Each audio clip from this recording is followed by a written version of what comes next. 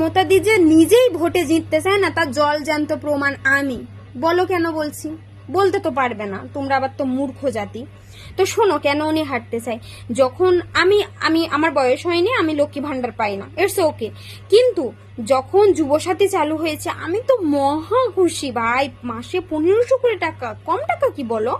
এখন যাই হোক, আমি ভেবেছি যে আমার যুবসাথী 1500 টাকা করে ঢুকলেই হচ্ছে, আমি ভোটটা তাকে দেবো।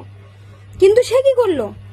আমার পাড়া মহল্লায় জনগণ মনোহর সবাইকে টাকা দিয়েছে, শুধু আমাকে দেয়নি, শুধু আমার টাকাটাই সে দেয়নি। তাইলে বলো কেন বলছি যে সে নিজের থেকে ভোটে হারতে চায়? মানে মানে তার ইচ্ছে নেই জিতার। যদি জিতার ইচ্ছা অ্যাটলিস্ট থাকতো তাহলে আমাকে অন্তত 1500 টাকা দিত। মানে কিছু কিছু আইডিতে 2বারের টাকাও ঢুকিয়েছে, যারা মানে মার্চেও টাকা পেয়েছে আবার এপ্রিলেও পেয়েছে, তাদের আবার এই মাসে 2 মাসের টাকা দিয়েছে, 3000 টাকা করে ঢুকিয়েছে।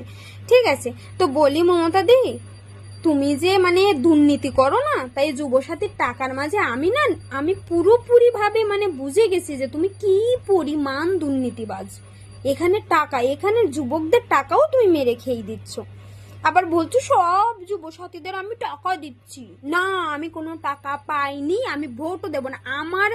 আমার বংশে 13টা ভোট, 13টা ভোট আমার 13টা ভোট তোমাকে দেব না, কারণ তুমি আমাকে যুবসাথী দেওনি, মানে আমার ট্যাক্সের টাকাও তুমি আমাকে দেওনি।